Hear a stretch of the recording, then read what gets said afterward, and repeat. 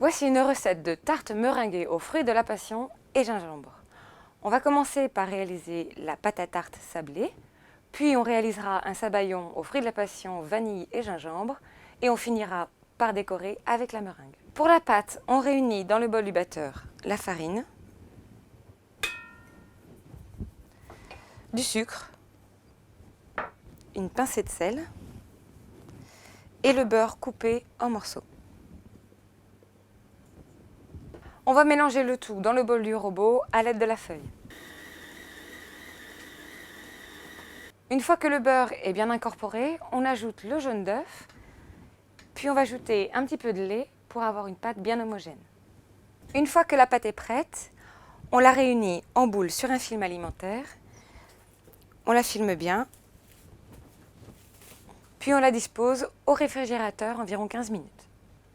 Une fois que la pâte est bien étalée, on va foncer le moule. On enlève l'excédent de pâte à l'aide du rouleau à pâtisserie. On va cuire la pâte à blanc. On dispose donc dessus un cercle de papier sulfurisé, ainsi que des billes de cuisson ou encore des légumes secs jusqu'à hauteur du moule. On cuit la pâte dans un four préchauffé à 180 degrés pendant 20 minutes. On va maintenant réaliser le sabayon aux fruits de la passion. Dans un saladier, on va réunir 2 œufs et 2 jaunes. On y ajoute le sucre en poudre et on va blanchir le tout à l'aide du fouet en fouettant énergiquement. Dans ce mélange, on va ajouter le zeste du citron vert ainsi que les 2 jus de citron jaune. On filtre le jus pour éviter qu'il y ait des pépins dedans. Donc on ajoute les zestes de citron vert. Ensuite, on ajoute la pulpe des fruits de la passion. On enlèvera aussi les pépins des fruits de la passion, donc on conserve notre petite passoire au-dessus de la préparation. Ensuite, on va ajouter du gingembre râpé. On ajoute les graines de vanille que l'on va enlever avec la pointe du couteau. On termine en ajoutant le beurre coupé en petits morceaux.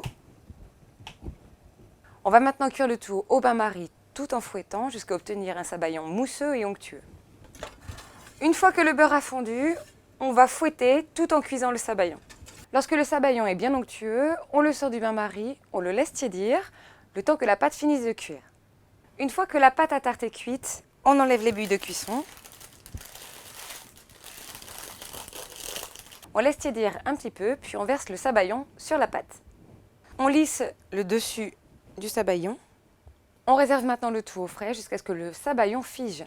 Il ne reste plus qu'à faire la meringue. On va verser les blancs d'œufs dans le bol du batteur et on va les fouetter énergiquement avec la moitié du sucre.